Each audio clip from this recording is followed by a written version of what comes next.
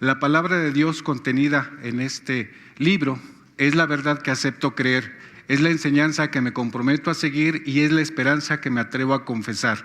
Nada me impide recibirla, nadie me evitará que la haga parte de mi vida y por ningún motivo dejaré de proclamarla. Estoy aquí para leerla, oírla y vivirla diariamente. Amén. Gracias a Dios.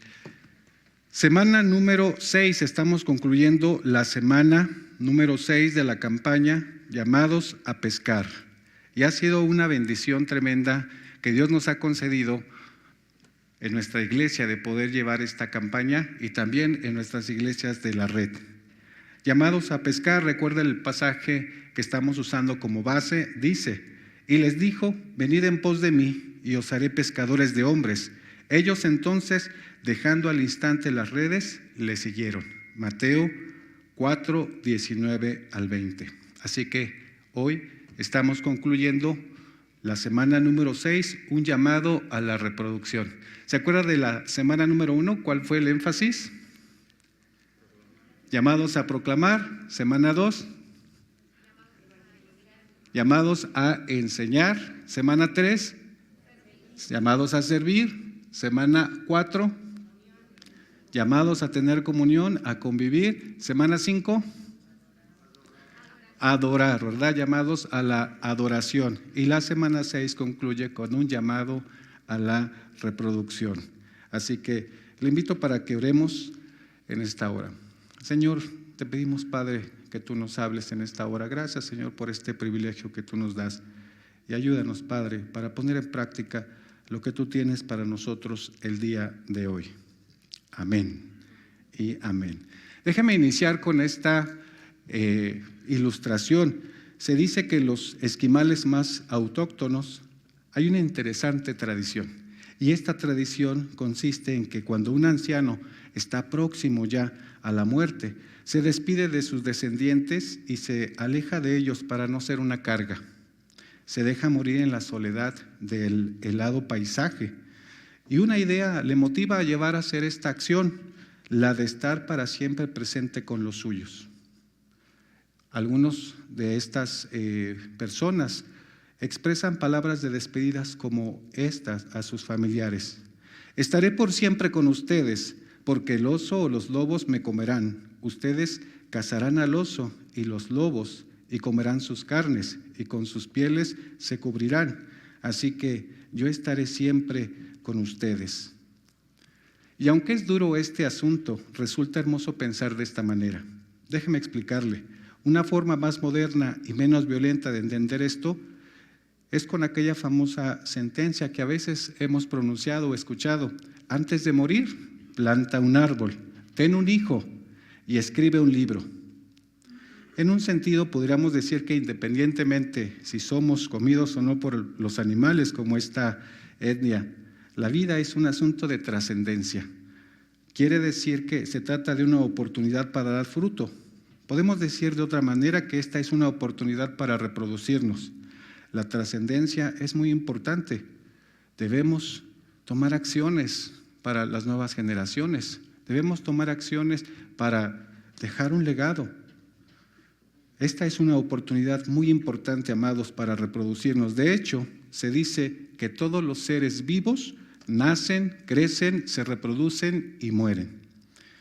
Veamos lo que el Señor nos dice respecto a este caso en esta conclusión de la semana número 6, llamados a reproducirnos. Y le invito para que meditemos seriamente en el desafío a fructificar. Es tan importante y tan relevante que Dios nos hablará hoy a través de su palabra. El pasaje estará basado en el Evangelio de Juan, capítulo 15, del 1 al 11. Es un pasaje conocido en el pueblo cristiano, la vid verdadera. Escuchemos esta parte de la Escritura. Yo soy la vid verdadera, y mi Padre es el labrador. Todo pámpano que en mí no lleva fruto, lo quitará, y todo aquel que lleva fruto, lo limpiará para que lleve más fruto. Ya vosotros estáis limpios por la palabra que os he hablado. Permaneced en mí y yo en vosotros. Como el pámpano no puede llevar fruto por sí mismo si no permanece en la vid, así tampoco vosotros, si no permanecéis en mí. Yo soy la vid, vosotros los pámpanos. El que permanece en mí y yo en él, éste lleva mucho fruto, porque separados de mí nada podéis hacer. El que en mí no permanece será echado fuera como pámpano, y se secará, y los recogen y los echan en el fuego, y arden. Si permanecéis en mí, y mis palabras permanecen en vosotros, pedid todo lo que queréis y os será hecho. En esto es glorificado mi Padre, en que llevéis mucho fruto, y seáis así mis discípulos. Como el Padre me ha amado, así también yo os he amado. Permaneced en mi amor. Si guardareis mis mandamientos, permaneceréis en mi amor, así como yo he guardado los mandamientos de mi Padre, y permanezco en su amor. Estas cosas os he hablado para que mi gozo esté en vosotros, y vuestro gozo sea cumplido.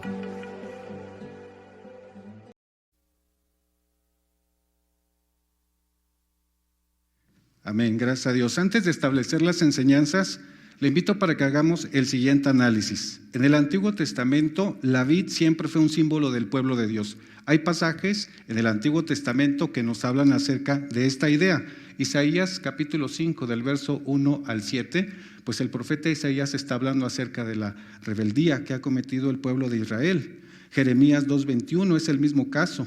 Ezequiel 15 y 19 y 10. Oseas en el capítulo 10 en el verso 1 y el Salmo 80 en el verso 8. Todos estos pasajes son algunos de los que hablan acerca de la vid en el Antiguo Testamento y se refieren exactamente a la figura de símbolo acerca del pueblo de Dios, es decir, Israel. Varias veces el pueblo de Israel fue idólatra, se desvió. Y vemos aquí una importante enseñanza, que el Señor utiliza la misma figura ahora en el Nuevo Testamento, en sus parábolas. La parábola de los viñadores, en Mateo 20, 1 al 16, recuerda la parábola. Algunos llegaron a la 1, algunos llegaron a las 3, algunos llegaron casi al fin del día, terminando casi el día, 1 hora antes llegaron. Y el que contrató a los trabajadores, al final les pagó exactamente lo mismo a todos. También el Señor utiliza la misma figura en la parábola de los labradores malvados, en Mateo capítulo 21, verso 33 al 46. Recuerda la historia que cuenta el Maestro Jesús. Había un hombre que había arrendado una tierra, un viñedo, y estos hombres malvados se apoderaron de ese viñedo a pesar de que se habían enviado mensajeros para entregar lo que pertenecía al dueño de esa vid. Incluso mataron a su propio hijo, no respetaron su vida. Hay una idea similar también en la parábola de la higuera estéril, en Lucas capítulo 13 del verso 6 al 9. Es un viñedo, pero en medio del viñedo hay una higuera estéril. Esta higuera también, pues si no da fruto, esta higuera estaba también con la posibilidad de ser cortada. Sin embargo, en esta parábola de la vid verdadera, el Señor hace un giro radical. Podemos decir que es un giro de 180 grados porque está enseñando algo importante. La vid no representa a la nación hebrea. En esta parábola representa a Él mismo. Es decir, en el Antiguo Testamento la vid representaba al pueblo de Dios, pero ahora Jesús, cuando cuenta esta parábola, la vid verdadera, está haciendo un cambio totalmente radical. Y este cambio se trata acerca de lo que Él representa. Él es la vid verdadera. Él es la vid de esta historia. Este cambio es absolutamente intencional y su propósito es trascendente. Le explico por qué. La fuente de la vida no está en la raza o en la nación, sino en Él. Los judíos pensaban que eran un pueblo que podía alcanzar la salvación simplemente por ser judío. Hoy la idea sigue siendo igual, la religión y cuestiones así. Sabemos que no se trata de eso, sino en Él. La salvación no es cuestión de ser judío, sino de ser cristiano. Estar unido al judaísmo no salva, pero estar unido a Cristo sí. Y esta idea aún permanece en algunas personas. El Señor Jesucristo es la vid verdadera que salva, y cualquier otra cosa que no es esta idea es falsa. Y podemos agregar que, por si fuera poco, la declaración del Señor cuando dice: yo soy la vid verdadera y mi Padre es el labrador, es la culminación de los 7 yo soy que aparecen en Juan. En el Evangelio de Juan el Señor dijo lo siguiente: yo soy el pan de vida, yo soy la luz del mundo, yo soy la puerta, yo soy el buen pastor, yo soy la resurrección y la vida, yo soy el camino, la verdad y la vida. Estas son las palabras que el Señor Jesús usó para referirse a Él mismo, cada una de estas, pero el Evangelio de Juan describe que el Señor, el Maestro Jesús, culmina con el yo soy la vid verdadera. Y esta es una idea increíble, es una idea fantástica. Se trata entonces de una parábola con una enseñanza extraordinaria para nosotros en este día. Por eso le invito para que reflexionemos en la primera de estas enseñanzas. La reproducción es señal de vida sana. Mire, siga usted el pasaje ahí en su Biblia. En el verso 1 dice: yo soy la vid verdadera y mi Padre es el labrador. Todo pámpano que en mí no lleva fruto lo quitará, y todo aquel que lleva fruto lo limpiará, para que lleve más fruto. Ya vosotros estáis limpios por la palabra que os he hablado. La parábola es clara. Habla acerca de una vid, la planta que produce uvas. Surgen de una semilla formando raíces, tronco y ramas, y cuando ya es madura, las ramas dan frutos. En este caso, racimos de uvas. Hace algunos años, la Unión de Matrimonios organizó un congreso y tuvimos oportunidad, antes de llegar al lugar donde se llevaría a cabo el evento, de visitar un viñedo. Yo los había visto en fotografías, pero tuvimos oportunidad de estar en los campos y ver cómo son los viñedos, y es como lo describe el pasaje. Ahí hay un tronco y hay unas ramas. Algo importante, amados, es que las uvas tienen en su interior las semillas, y en su interior hay un poder de reproducción para que surjan nuevas plantas, las semillas. Algo importante es que una vid tiene varias clases de ramas. Unas dan fruto y otras no lo dan. Están allí, pero unas dan fruto y otras no lo dan. Es decir, unas simplemente no producen ninguna uva. Lo más normal en la época del Señor, cuando contó esta parábola, era podar la vid y quitar las ramas sin fruto, para que no quitaran fuerza las ramas con fruto. De hecho, los estudiosos dicen que cuando las ramas eran quitadas, eran cortadas aquellas ramas que no estaban dando fruto. Esa madera no servía absolutamente para nada. No servía para hacer muebles, no servía para alguna actividad. No tenía ninguna utilidad y eran echadas al fuego. Así que cuando el Señor Jesús contó esta parábola, en su época, el tema de podar la vid y quitar las ramas sin fruto, para que no quitaran fuerza a las ramas con fruto, eso lo entendía la gente de aquella época, pero ahora también nosotros podemos entenderlo. El propósito de la vida es reproducirnos, es decir, dar frutos. Estamos puestos aquí en la tierra para cumplir un propósito, y ese propósito es poder reproducirnos. La vida cristiana, este propósito se vuelve fundamental, es un propósito esencial de todo cristiano. Dar fruto significa cumplir con el propósito para el que fuimos creados. Y esta idea es muy importante. Dar fruto significa que cumplamos el propósito por el cual el Señor nos ha creado.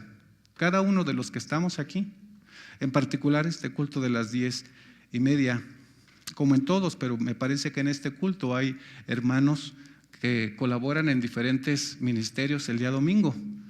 En otros cultos son los hermanos que están trabajando. Amado hermano, dar fruto significa cumplir con el propósito para el que fuimos creados, y estamos hoy, algunos, dando un servicio para el Señor, estamos cumpliendo con ese propósito. Es importante decir, amados, que la parábola nos confronta con la idea de dar fruto, pero no nos aclara específicamente lo que significa ese fruto. En el Nuevo Testamento se usa la misma metáfora de dar fruto, regularmente de manera indefinida y poco clara. aunque en algunos casos podemos imaginar a lo que se refiere. Mire, leamos algunos textos acerca de esto. Juan el Bautista lo relacionó con la disposición para creer en el Mesías.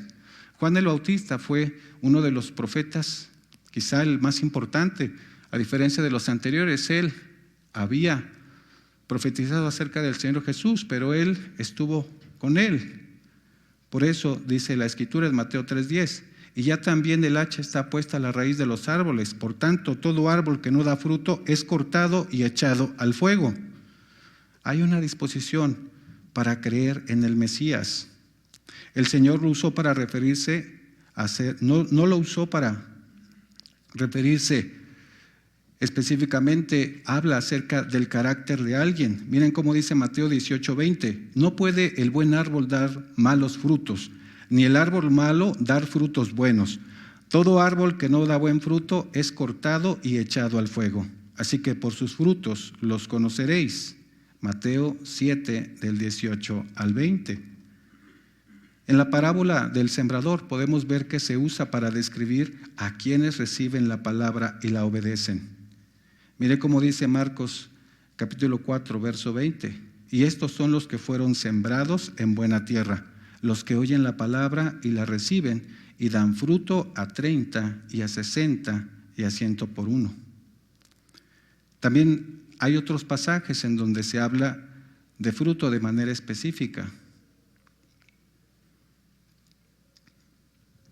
Por ejemplo, el fruto del Espíritu. Gálatas 5, 22 al 23 dice, mas el fruto del Espíritu es amor, gozo, paz, paciencia, benignidad, bondad, fe, mansedumbre, templanza. Contra tales cosas no hay ley. Gálatas 5, 22 al 23. Y el arrepentimiento. Haced pues frutos dignos de arrepentimiento. Mateo 3, 8. Y por el contexto podemos entender que se trata de arrepentimiento y fe, es decir, lo que se necesita para convertirse. Cuando nos arrepentimos, es el momento para ser conscientes en un acto de fe en el Señor Jesús, para entregar nuestra vida. Así que podemos hacernos la siguiente pregunta: ¿de qué habla el Señor en la parábola de la vid verdadera? Regularmente, cuando la palabra no nos define una cosa específica, seguramente es porque quiere que entendamos un concepto todavía más amplio. Cuando Pedro dice, cada uno según el don que ha recibido, ministra a los otros como buenos administradores de la multiforme gracia de Dios. Ahí en 1 de Pedro 4:10. No sabemos si habla de dones espirituales, de dones naturales, de bienes materiales, y la lista podría seguir, por lo que entendemos que se refiere a todo lo que hemos recibido de Dios.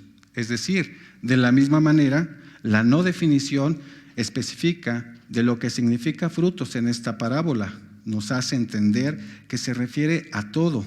Podemos decir que dar fruto es arrepentirse y creer, es recibir su palabra y obedecerla, y es vivir la voluntad de Dios. Se trata de testificar a otros y ser usados para que se conviertan. Si hiciéramos un resumen, podríamos decir que dar fruto se trata de lo siguiente: proclamar, enseñar, servir, convivir, adorar a Dios sobre todas las cosas y reproducirnos. Podríamos decir que es la suma de todo lo que hemos estudiado a lo largo de las 5 semanas, que en automático el producto, digamos que el resultado de esto es reproducirnos. Dar fruto es ser pescadores de hombres. Por eso la invitación que hizo Jesús a los primeros discípulos: sígueme y te haré pescador de hombres. Nuestra fe está viva. Nuestro ministerio es en el Espíritu y nuestra iglesia está sana en tanto que nos reproducimos. Esta idea es muy importante. Una iglesia que está sana es una iglesia que se reproduce. Lo contrario sería que si no se reproduce, algo está pasando, algo no está bien. Dar fruto es señal de que somos cristianos con vida, es decir, avivamos. Un cristiano debe dar fruto, debemos dar fruto. Demos fruto y reproduzcamos nuestra fe, nuestro ministerio y nuestra vida en Cristo. Se trata de algo fundamental. También podremos hablar como segunda enseñanza: la reproducción es señal de discipulado sano. Mire cómo dice el verso 4: permaneced en mí y yo en vosotros, como el pámpano no puede llevar fruto por sí mismo si no permanece en la vid, así tampoco vosotros si no permanecéis en mí. Verso 5 dice: yo soy la vid, vosotros los pámpanos, el que permanece en mí y yo en él, éste lleva mucho fruto, porque separados de mí nada podéis hacer. El que en mí no permanece será echado fuera como pámpano y se secará, y los recogen y los echan en el fuego y arden. He aquí, amada iglesia, una idea muy lógica. Quien no tiene vida en sí mismo necesita estar conectado a la fuente de vida para fructificar. Todos necesitamos estar conectados a la fuente de vida, que es nuestro Señor Jesús. Es indispensable, amados, permanecer en Cristo. Ahora bien, permanecer en Cristo puede ser interpretado de dos maneras. La primera, una manera tal vez mística, tiene que ver con una unión espiritual que no es posible explicar. Mire cómo dice Pablo en Gálatas 2:20: con Cristo estoy juntamente crucificado y ya no vivo yo, mas vive Cristo en mí, y lo que ahora vivo en la carne, lo vivo en la fe del Hijo de Dios, el cual me amó y se entregó a sí mismo por mí. No podríamos explicar este texto tan fácilmente, pero sí podemos experimentarlo para entenderlo. Tiene que ver con esta unión, esta comunión que tenemos con nuestro Señor. Número 2, una manera práctica, tiene que ver con las prácticas naturales de la vida cristiana. ¿Y estas cuáles son? Hablar con el Señor todo el tiempo, estar orando, escuchar su voz por medio de la lectura de la Biblia, congregándose con su pueblo para celebrarlo, meditar en Él y su palabra durante todo el día. De hecho, es una fiesta cada vez que nos reunimos para nuestro Señor, porque tenemos el privilegio de orar juntos, pero también es importante que oremos de manera personal. Escuchamos su voz mediante la lectura de la Biblia y nos congregamos con su pueblo para celebrarlo. Así que se trata de meditar en Él y su palabra durante todo el día, tenerlo como un ejemplo de vida y preguntarnos: ¿qué haría Jesús en mi lugar? Algunos siguen muchos modelos, ¿verdad? Todos seguimos un modelo. Todos tenemos a alguien que pues ha determinado ciertas formas de comportamiento.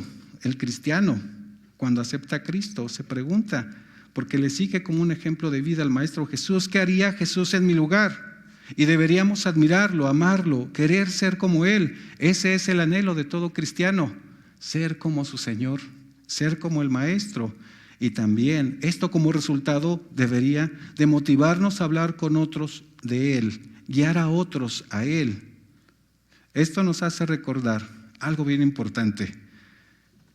¿Por qué llamaron a los discípulos cristianos?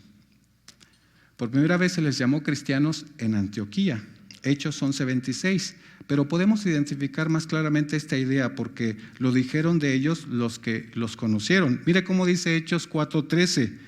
Entonces, viendo el denuedo de Pedro y de Juan, y sabiendo que eran hombres sin letras y del vulgo, se maravillaban y les reconocían que habían estado con Jesús. Yo no sé usted, pero a mí me encantaría que me pudieran describir así. Ha pasado tanto tiempo con el Maestro Jesús que pues se parece mucho a Él. Gloria a Dios que así pudiera ser. Y se puede lograr, se puede lograr. Y hoy el Señor nos va a decir cuál es la manera en que puedo lograrlo. Se parecían a Él, hablaban como Él, compartían con Él cada momento. De hecho, me encanta el pasaje cuando leemos la Escritura y le dicen a Pedro: tú estabas con Él, hablas igual que Él. Cuando estamos con el Señor Jesús no podemos negarlo. Se nota de inmediato quién está con el Señor Jesús. De inmediato es algo que al cristiano se le nota. Y todo porque habían estado con Él estos hombres. Y aunque los que dijeron no sabían esto, Él seguía estando con ellos. Es decir, aunque el Señor Jesús ya había resucitado, ya había ascendido a los cielos, Él seguía estando con ellos. tal como les había prometido. Y hoy el Señor sigue estando con usted y conmigo, porque Él nos lo ha prometido. He aquí yo estaré con ustedes todos los días. Así que hay posibilidades, hay oportunidades para estar unidos a Él, tener comunión con Él, parecernos cada día a Él. Este es un aspecto fundamental y es muy importante. Si el Señor nos hace una invitación para seguirle, si hemos aprendido que es importante aceptar el llamado a proclamar, es importante aceptar el llamado a enseñar con nuestra vida, es importante también aceptar el llamado a servir, el llamado a convivir, el llamado a adorar. Cuando el Señor hace una invitación, debemos estar dispuestos a aceptarla. Y cuando el Señor da una instrucción, lo que tenemos que hacer es: sí, Señor, aquí estoy. Haz de mí lo que tengas que hacer. Por eso, amada iglesia, no perdamos de vista la parábola y su importante significado. Él es la planta fundamental, nosotros solo somos ramas pegadas a Él, somos pámpanos. Pámpanos, en la traducción Reina Valera 60, se refiere a las ramas que están pegadas en la vid. La vid es Él, el poder viene de Él y no de nosotros. Algunos piensan que la formación académica, tal vez algún título, tal vez alguna habilidad, los ha hecho pensar que han conseguido eso gracias a su propia inteligencia. Pero debemos entender una idea: el poder viene de Él y no de nosotros.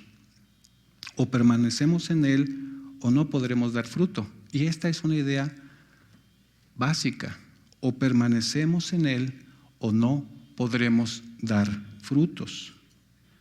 Y aunque no es la intención de este sermón enfatizar este punto, el Señor también lo dijo. Mire cómo dice el texto: el que en mí no permanece será echado fuera como pámpano y se secará, y lo recogen y los echan en el fuego y arden.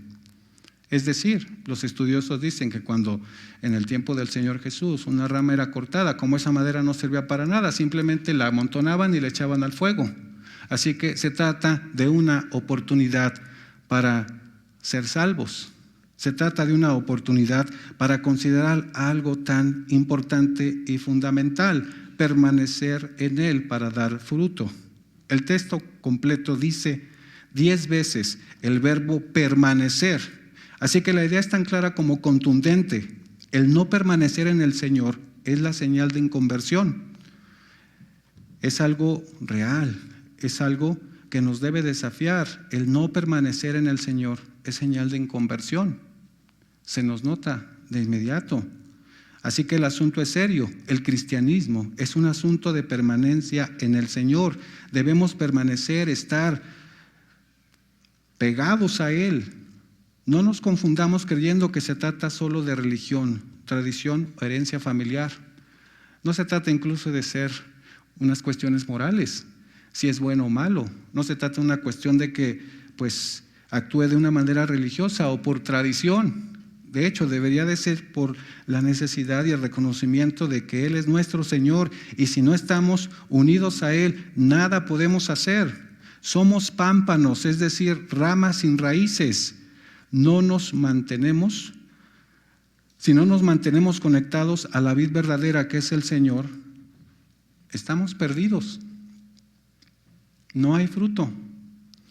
De hecho, los pasajes con relación a el Antiguo Testamento hacen referencia al pueblo de Israel, a nosotros los seres humanos, cuando Jesús contó las parábolas. Pero esta en particular tiene una enseñanza que debe motivarnos a dar un cambio de 180 grados. El Señor está diciéndonos: yo soy la vid verdadera. Sin Él estamos perdidos. Por eso, amada iglesia, permanezcamos en el Señor y seamos ramas que dan fruto, es decir, vidas que comparten vida con otros. Y hay una tercera enseñanza: la reproducción es señal de éxito. Dice el verso 7: si permanecéis en mí y mis palabras permanecen en vosotros, pedid todo lo que queréis y os será hecho. En esto es glorificado mi Padre, en que llevéis mucho fruto y seáis así mis discípulos. Como el Padre me ha amado, así también yo os he amado. Permaneced en mi amor. Si guardareis mis mandamientos, permaneceréis en mi amor, así como yo he guardado los mandamientos de mi Padre, y permanezco en su amor. Estas cosas os he hablado para que mi gozo esté en vosotros y vuestro gozo sea cumplido. Una aclaración pertinente. Dios no está comprometido a hacer todo lo que le pedimos. De hecho, es al contrario, nosotros estamos dispuestos a hacer todo lo que Él nos pida. Eso es lo adecuado y eso es lo cristiano. Algunos creen que cuando leen el versículo 7, lo que sí está haciendo es lo siguiente, amada iglesia, nos está dando una esperanza muy grande, como si nos dijera, permaneciendo en mí, todos sus deseos y anhelos son más profundos y todas aquellas cosas por las que están vivos serán realidad. Es decir, no nos está dando una varita mágica para hacer realidad nuestros sueños. De hecho, nosotros le entregamos nuestra voluntad para vivir los sueños de Dios, no los nuestros. Nosotros obedecemos al Señor para vivir los sueños que Él tiene para nosotros, su voluntad. Más bien está desafiándonos a alinear nuestros deseos con Él para tener éxito, porque los deseos de Él siempre se cumplen. Entonces, podemos entenderlo cuando leemos las otras cosas que nos dice. Dios recibe gloria, es decir, consigue lo que quiere, tiene éxito cuando nosotros, sus hijos y sus discípulos, nos reproducimos o damos frutos. El Señor Jesús es el ejemplo perfecto de alguien que da la gloria al Padre y nosotros debemos imitarle. El ejemplo por excelencia es nuestro amado Señor Jesús. Él no hacía nada si no consultaba con su Padre.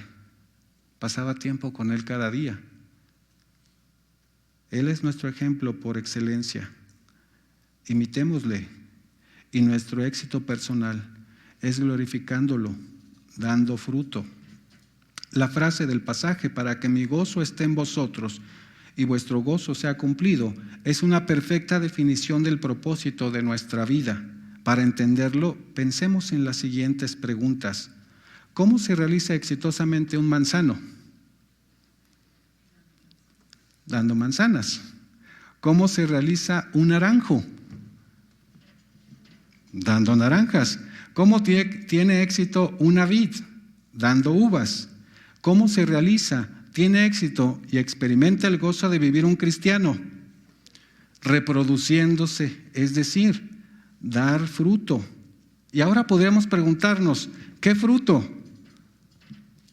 Pues si usted estuvo en la campaña Llamados a Pescar, puede responder esta pregunta conmigo, proclamando el Evangelio, enseñando la palabra, sirviendo al prójimo, conviviendo en amor, adorando a Dios sobre todas las cosas, reproduciendo la vida de Jesús en nosotros y en otras personas, es decir, dando semillas para que el cristianismo siga alcanzando a otras personas y transformando al mundo. Amada iglesia, reproduzcamos nuestra fe y nuestra vida en Cristo y seamos personas exitosas. Cuando no estemos en este mundo, deberíamos antes hacernos esta pregunta: ¿habrá alguien que nos sustituya creyendo? ¿Habrá alguien cuando no estemos aquí? Aquellos a los que les predicamos, aquellos a los que les dimos testimonio, ¿habrá alguien? Tengo un desafío para usted. Y el Señor nos desafía a tomar acciones. En la actualidad vivimos tan rápidamente. Las cosas que usamos son tan efímeras y desechables y poco significativas. Hay cosas que se usan solo una vez y se tiran. Nuestra generación o la generación en la que estamos viviendo, pues es muy fácil usar algo y desecharlo de inmediato. De hecho, los que ya somos más contemporáneos, tenemos todavía esa costumbre de tratar de arreglarlo, ¿verdad? No, si tiene arreglo, se puede arreglar, todavía sirve, Todavía se puede, ¿no? No sé usted con su plancha, ¿no? No, sí sirve, ¿no? Y todo se arregla con un desarmador, ¿verdad? O con cinta de aislar. Pero estamos viviendo en una cultura que, pues, las cosas que usamos son tan efímeras y desechables, poco significativas, que hemos llegado a ser poco trascendentes. Es decir, lo uso una vez y me olvido de esto. Es por esto que muchos están buscando trascendencia, incluso por métodos equivocados. El Señor nos tiene buenas noticias, amada iglesia. La manera más segura y absolutamente perfecta para trascender es reproduciendo nuestra vida cristiana.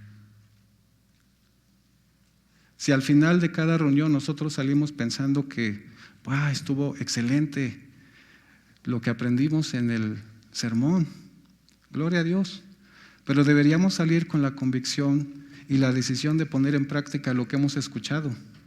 De hecho, toda la semana y especialmente los días de culto, ustedes y yo tomamos los escritos de hombres y mujeres que se dejaron usar por el Señor y dieron frutos literarios escribiendo la palabra inspirada.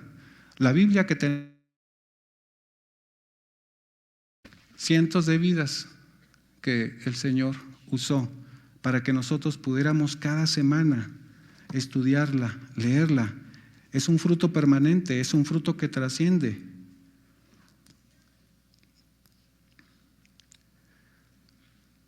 ¿Qué sería de nosotros, amada iglesia, sin la Biblia?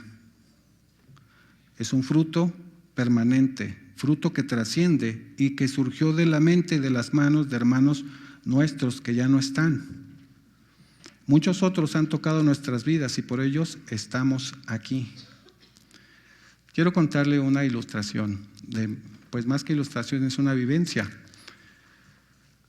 Hay 4 hermanos, 4 pastores que pues han participado a lo largo de mi vida y han sembrado semilla de fruto en mí.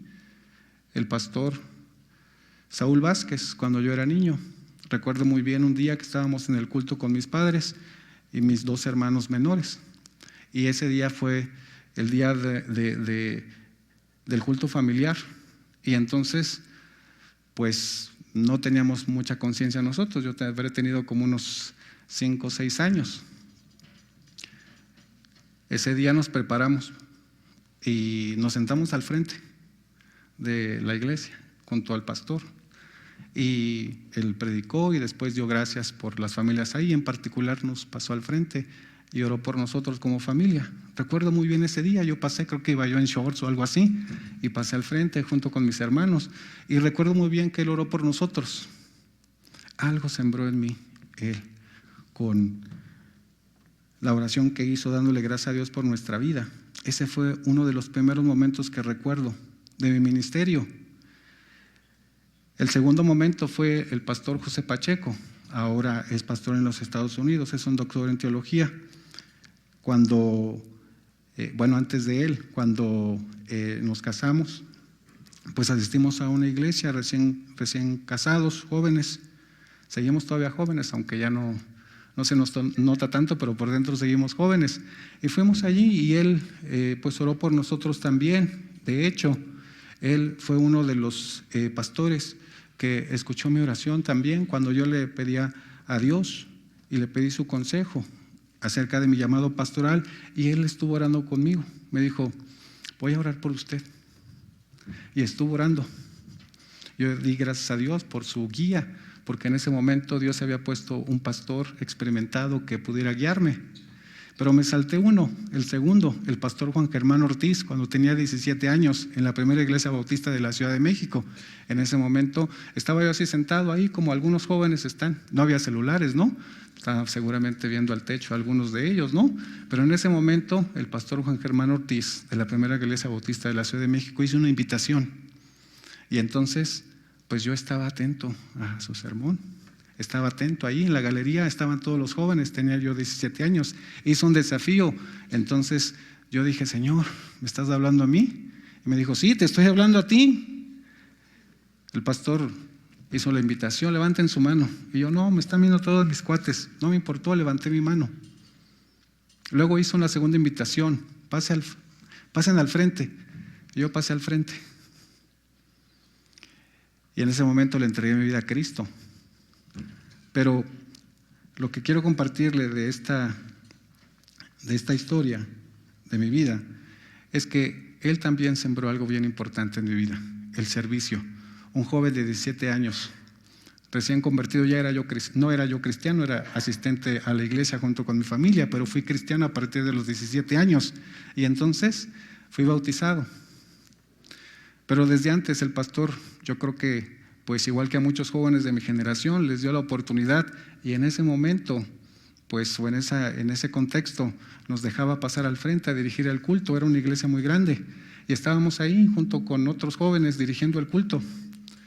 Incluso nos dio oportunidad de compartir la palabra. Yo decía, el pastor Juan Germán confía en nosotros y nos da chance.